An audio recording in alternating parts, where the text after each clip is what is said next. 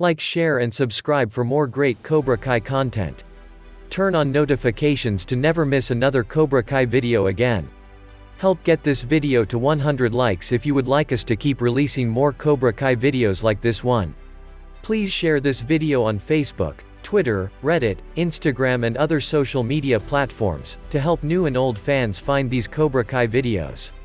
Today's story was written by, please remember to support the writers on social media. And now let's begin. Daniel LaRusso sighed as he poured himself a glass of a drink he liked, and looked at the trophy that sat on the counter in front of him. Robbie had come so far, he had gained focus and commitment, and had deserved to win. He sighed as he took a sip. He had known he couldn't trust Johnny Lawrence. Cobra Kai was the bad apple, rotten to the core that it had always been. His instincts were right, he was sure of it, so why did he just feel the tiniest niggle of doubt in his mind? He sat down and looked into the depths of his glass as he gathered his thoughts. How had it come to this? Karate had been such a big part of his teenage years, part of what defined him as him, and he would never resent that, but maybe he had let the competition go too far. Maybe he had used the kids as a way of getting back at his own nemesis, but then Johnny always knew which buttons of his to push. CK. Johnny sat signing papers and doing all the boring paperwork running a dojo involved when he heard the door open. He got to his feet, sure that it would be his student coming to debrief the tournament. He peered out around the office door, and a shudder ran down his spine as a voice that still haunted his dreams came from the shadows. He smelt the familiar smell of cigar smoke, as he stepped into the light. He found himself unable to move. He stood stock still and stared ahead, right into the face of his former sensei, who he had believed to have been long since dead. He didn't consider himself easily shocked, but he had truly believed he would never have to look at the older man's sneering face ever again, yet here he stood before him in his own dojo. He forced himself to breath, to ignore the rising sense of panic that he felt in his gut. He swallowed past the nausea that threatened to come. He barely heard the first words the older man spoke as the ringing in his ears drowned it out. He controlled his breathing and made himself concentrate. He couldn't show weakness in front of this monster that would break him. The real story's only just begun, the husky voice spoke as John Kreese stepped onto the mats. Johnny managed to gather himself together enough to speak, stepping forward to face the man that he would never forgive for wrecking his childhood. I thought you were dead, he stated.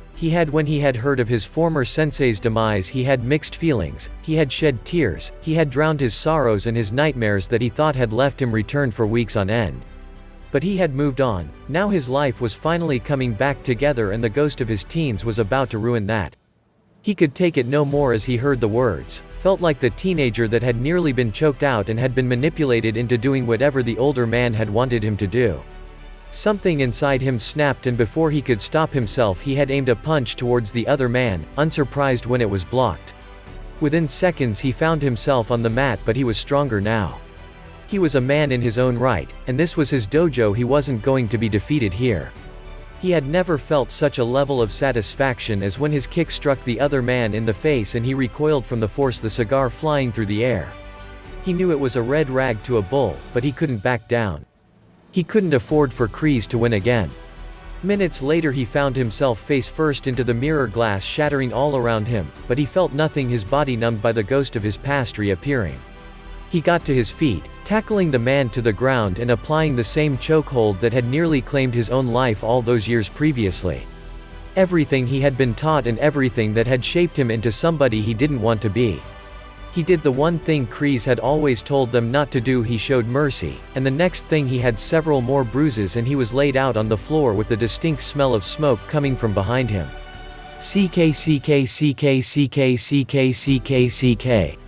Daniel sighed. He couldn't settle. He hadn't been happy with the tournament, but as he reviewed it in his mind, he couldn't help but think of the expression on Johnny's face. It wasn't the cocky sneer that had been so familiar in high school. He had looked almost disturbed when Miguel had delivered the final blow to Robbie. He ran his hand through his hair. Maybe Amanda was right, maybe he was being hasty, maybe he should try and talk to Johnny. He scoffed to himself. It had never ended well before, why would it be any different now? CK. Johnny had no concept of time as his body, numb from shock, laid still on the mats. The sprinklers had long since finished, but it felt as though time was standing still. How was this happening to him? What had he done to deserve everything around him to constantly turn to shit? How could he literally fuck it up every time? He closed his eyes, his head was pounding as suddenly feeling began to return. He knew he should move, he knew he needed to make sure the fire was out, check himself for injuries and probably remove the shards of glass embedded in his flesh, but he couldn't. He closed his eyes as 7 years of constant torture at the hands of Kreese attacked his memory, and he raised his hands to cover his face as he felt the start of tears forming in his eyes. He swallowed, the familiar feel of bile rising in his throat as he was bombarded with the feelings of hate he had suppressed for years. He attempted to roll onto his side, his body betraying him as it refused to cooperate. He felt he was back at the lowest ebb of his life, and then he heard the now familiar New Jersey accent. "Johnny. What the hell?" As Daniel LaRusso walked into the dojo, Johnny groaned as suddenly his night got even worse. He managed to glance up without his stomach betraying him and muttered, "Get your shoes off my mats," but he didn't hear the answer as his eyes rolled back into his head and he submitted to the battering his body had taken. And that's the end of the story. Did you enjoy it? Let us know what you think in the comments. Help get this video to 100 likes if you would like us to keep releasing more Cobra Kai videos like this one. Don't forget to subscribe, and turn on notifications to never miss another Cobra Kai video again. Please share this video on Facebook, Twitter, Reddit, Instagram and other social media platforms, to help new and old fans find these Cobra Kai videos. And we'll catch you in the next one. Peace.